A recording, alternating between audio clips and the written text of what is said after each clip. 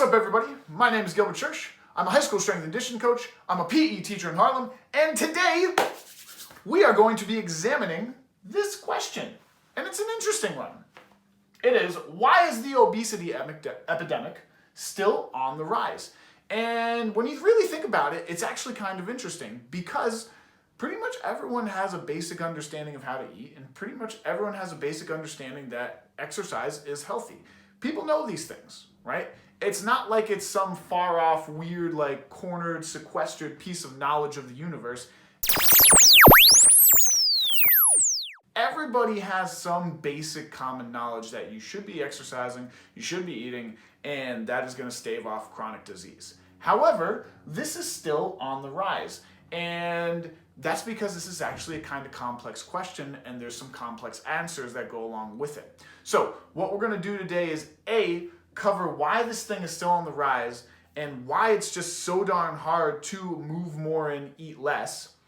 And then we're going to sort of address some emotional pieces of that and finish this off with the idea that, even though there's a lot of obstacles that get in the way of getting to a healthier place and a healthier body, it's not necessarily your fault, but you also still have to stand up for yourself and try and fix it if it's a problem that you're dealing with. So, with that said, let's talk about this question, let's talk about all the root causes behind it, and let's talk about some solutions.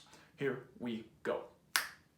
So the first thing to understand with this whole obesity epidemic is the fact that we are fighting against our own biology. And when I say that, I mean we are wired to eat.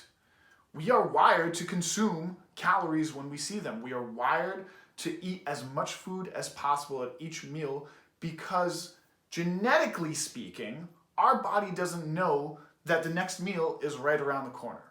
And let me explain this a little bit more. So rewind the clock about 70 million years or 70,000 years or even 10,000 years back. Food scarcity was a real thing. In fact, food scarcity was a real thing until about 50 years ago.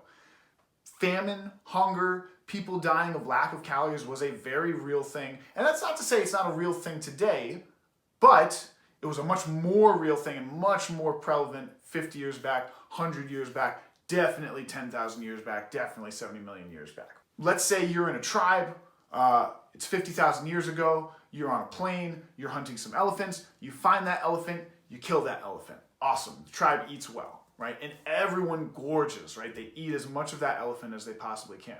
Because let's face it, you can't store it in a refrigerator, right?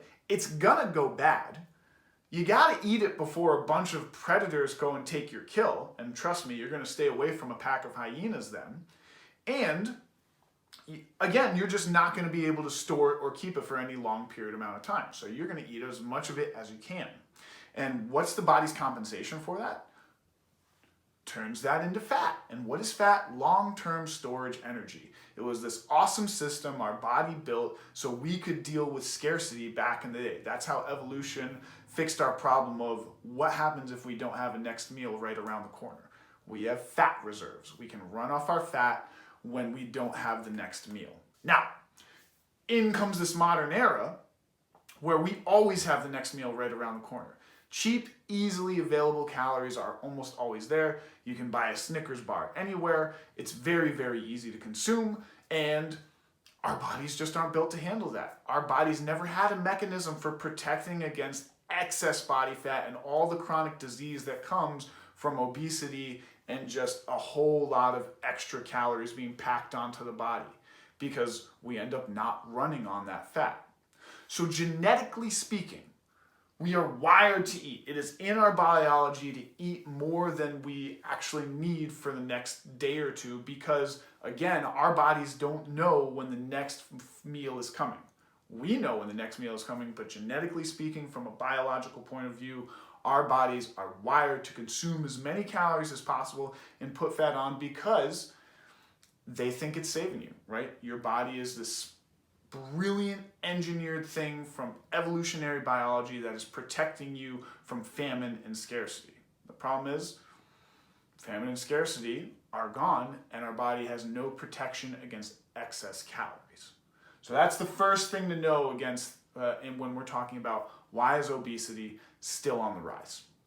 The next thing to understand when we're looking at this obesity epidemic is that we are also wired to conserve energy. So again, go back 50,000 years. No one was like, oh man, I gotta get up and get to my kickboxing class because I gotta burn all these extra calories. No, you conserved your energy. You conserved the movement that you had because you had to move, right? You had to be on the march to the next meal. You had to go forage. In fact, they estimate the average hunter-gatherer probably walked around 5 to 10 miles every single day. We're struggling to get 10,000 steps these days because our environment is so completely different. Everything is based around not moving, right? We have chairs everywhere. The vast majority of our work can be done on computers for so many jobs. The idea that we have to walk to the river to get a drink of water, all of that is completely gone, right? And again, our body evolved to conserve energy because it had to move. It had to conserve calories. Calories were not easily available. So when you had a chance to break, right, you took a nap, you laid down, you sat down. And that's the easiest path for our body to take. Again, this has been a weird thing where we have had to teach our bodies to exercise. We have had to teach our bodies to move around because our environment no longer demands it. And again, our body just wasn't ready for this modern world where it never realized that you didn't have to move and still survive. Movement was linked to survival, and so were calories, and you did everything it could to conserve them back in the day. So with these two pieces, right, when we look at why is obesity still on the rise, why is it so hard to lose weight, why is it so easy to pack weight on, it's because we're wired to do it. We've had 70 million years to embrace moving less, to be genetically wired to eat as much as possible when it's there because it was a mechanism for survival. And now the things that threaten that survival pretty much no longer exist. And we've had to rewrite our code and we've had to recreate new habits against that own biology. So those are the first two things you should know about the obesity epidemic. The third one has to do with science. And when I'm talking about science, I am talking about food science, specifically the taste of food. Think about it.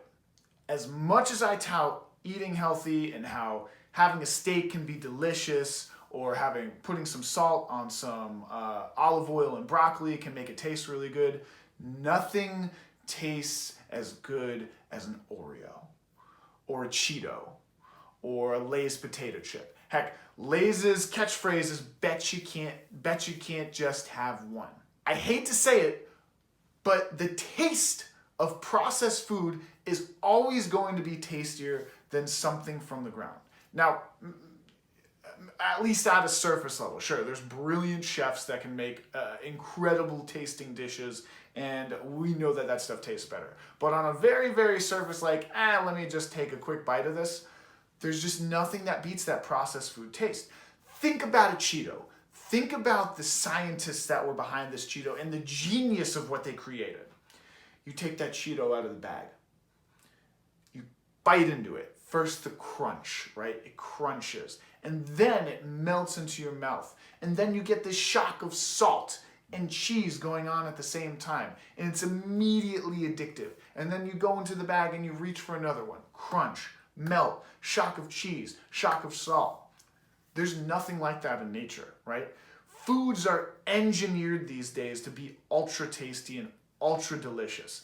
And the way they make these foods taste ultra tasty is by adding a ton of fat, a ton of sugar, and a ton of salt that you just won't find in regular food when you're out and about in the vegetable section of the grocery store. So the foods that are the worst for us taste the best and are easiest to consume. And that is done through brilliant, brilliant food engineers who have worked very, very hard to make incredibly tasty foods, but foods that are killing us. And again, it's awfully hard to fight against some of the tastiest, most calorie-dense food in the world when we are wired to eat and wired to conserve energy. You add this to the mix where we have easily accessible processed food made by food geniuses, and voila, You have a worldwide obesity epidemic, and even though people are aware of the problem, it is still brutally hard to fight against your own genetics and some of the most brilliant scientists in the world. There we go. Worldwide food epidemic. Shoot. So what do we do? What do we do against this fight against obesity? I think the first step, if you're a person who's trying to lose weight and you've been trying to do it for a very long amount of time, is to recognize that this is not your fault. It's not your fault. Take the emotion out of this thing. It's not a lack of willpower. It's not a lack of you trying to say, oh, this is something I really want to do, but I really struggle and I don't know why I struggle against it. I know a lot of people that sort of dive into this sort of weird hole of self-hatred when they have one bag of Cheetos and they're like, oh, I failed again, I can't believe it. And then they binge eat a ton of stuff because, hey, screw it. They already jumped off the diet and it's over. There are massive obstacles and very, very good reasons why we overconsume foods. And it has nothing to do with our own choices. A lot of it has to do with biology. A lot of it has to do with the modern world and how it's built. And plenty of it has to do with brilliant food scientists making some of the most addictive food we've ever tasted in our lives. So take the emotion out of it. It's not your fault. But on the flip side, no one's going to save you either, right? Lay's potato chips are still going to exist. Snicker bars are still going to exist. Hypercaloric, delicious processed foods aren't going anywhere. Our genetic wiring isn't going to change, not in our lifetime. We're still going to be wired to eat a ton of food. We're still going to be wired to conserve our energy, even though we know exercise is a really, really good thing for our health. And with that said, that's why this channel exists. It's here to give you sort of this fight and give you information against all these massive obstacles that you face if you are trying to lose weight, if you are trying to maintain your health, if you are trying to build a body that is meant for performance. There's a lot of obstacles in the way stopping that, and it almost always comes down to the habits that you create in order to fight against those things. And I know I've said it till I'm blue in the face, but I'm always going to say it. Get a great night of sleep.